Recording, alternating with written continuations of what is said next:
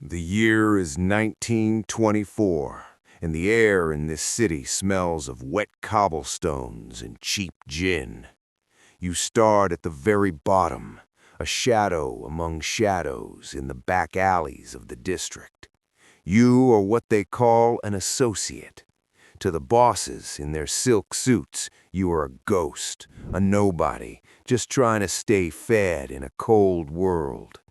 Your reality is a series of risky errands and dangerous deliveries that no one else wants to double-check. One night, you're clutching a grease-stained envelope stuffed with dirty bills, walking through the thick fog of the docks. You know that if the police catch you, the family will forget your name before you even hit the precinct gates. But you also know that powerful eyes are watching you from the dark windows above, observing your every move. You stand lookout during midnight handovers, your heart hammering against your ribs every time a car door slams or a siren wails in the distance. You burn the evidence, you deliver the threats, and you never ever talk. This is the testing ground, where the weak are filtered out and the loyal are forged in the fires of the street. Every successful drop-off is a step away from the gutter, and every silent nod from a senior member feels like a gold medal. You are earning your stripes in blood and sweat, proving that you have the stomach for a life where one mistake means a shallow grave, but loyalty means a future. Years of silent service and unblinking loyalty have finally paid off for you. You are no longer just a face in the alleyway. One night, a black sedan pulls up and takes you to a nondescript basement filled with the scent of old wood and candle wax. The atmosphere is heavy and thick with the silence of men who know how to keep secrets for a lifetime. You stand before the administration of the family. The boss sits at the head, his eyes piercing through the flickering shadows of the room. This is the ritual that changes everything forever. They take a picture of a saint, place it in your cupped hands, and set it ablaze. As the paper curls and the flame dances against your skin, you recite the ancient words. You swear to live by the gun and die by the gun. You pledge your life to the family before your own blood relatives. A needle pricks your finger, and a drop of your blood falls onto the floor, sealing the pact. In that moment, the street fog dies, and a made man is born. You are now a soldier, a member of the elite circle. You carry the family shield, and in return, you owe them your total and absolute obedience. The men around the table embrace you, but the weight of the oath sits heavy on your chest. You are now part of something much larger and far more dangerous than yourself. There is no turning back now, for the only way out of this brotherhood is in a wooden box, very deep in the ground. As a soldier, your life becomes a structured grind of violence and collection. You are the muscle that keeps the engine of the family running smoothly. Every morning starts with a list of businesses that need to pay for the privilege of operating in your territory. You walk into bakeries and butcher shops, your presence alone enough to make the owners reach for their cash boxes without a word. You are not just taking money, you are selling stability in a chaotic world. If someone steps out of line, you are the one sent to bring them back. It is a world of intimidation and quick movements. You spend your nights in the back rooms of social clubs waiting for the word from above. When the orders come to settle a score or hijack a shipment, you move with the cold efficiency of a man who has lost his fear of the law. You are the family's front line, the enforcer who ensures the rules are respected and the profits keep flowing into the higher coffers every single day. Reliability leads to promotion in this world.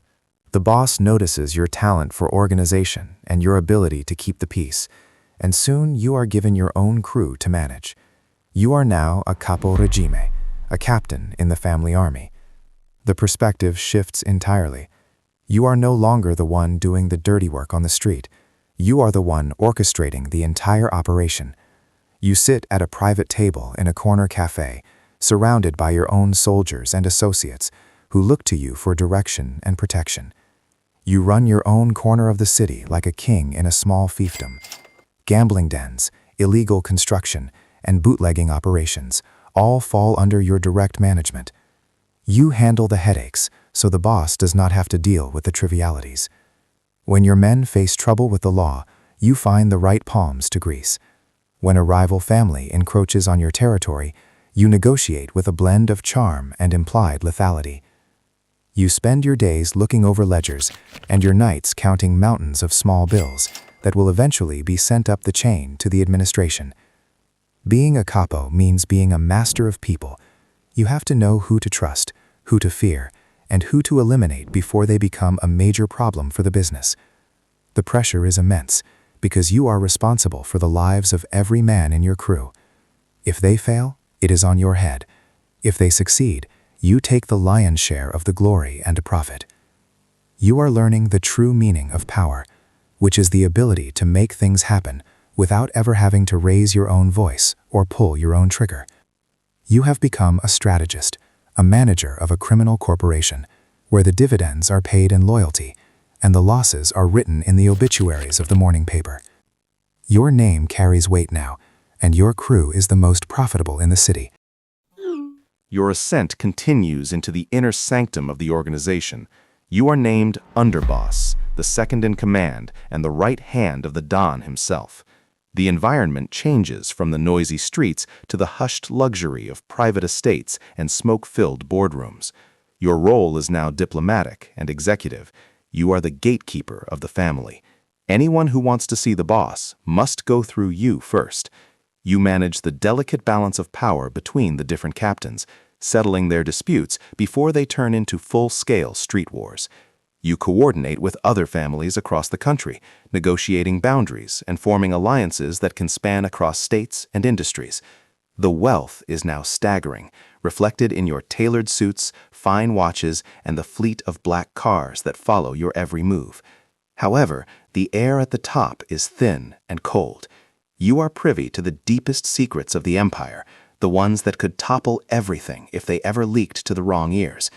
You meet privately with the Don in his dark office, discussing high-level strategy over glasses of expensive bourbon. You see the toll the leadership takes on him, the constant paranoia, and the burden of every life lost in the name of the family business. You are the shadow behind the throne, the one who executes the grand vision and ensures that the machine never grinds to a halt. You are so close to the ultimate power that you can almost taste it, but you also see the crosshairs that come with it. You are the buffer between the boss and the rest of the world, a position of immense prestige, but also extreme vulnerability.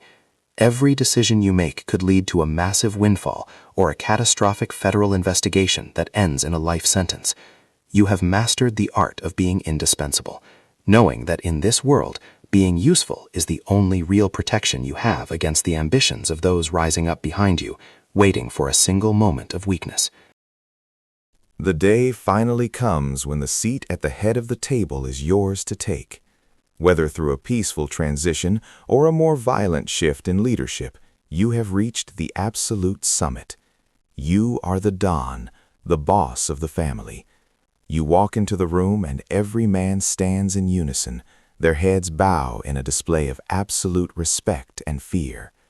You sit in the leather chair, the center of an empire you helped build brick by brick from the gutters up. The offices are grander, the bodyguards more numerous, and the cigars far more expensive. Every order you give is law. You hold the lives of hundreds in your hands with a single nod of your head. The wealth is unimaginable, and the influence you wield reaches into the highest levels of the city government and the police force. You have reached the pinnacle of the criminal world, the absolute master of your own destiny, and the ruler of the streets. But as you look out from your high tower, the view is not as clear as you imagined it would be. The atmosphere turns cold and dark. With ultimate power comes an even more ultimate isolation. You look at your associates and see potential usurpers hiding in the shadows.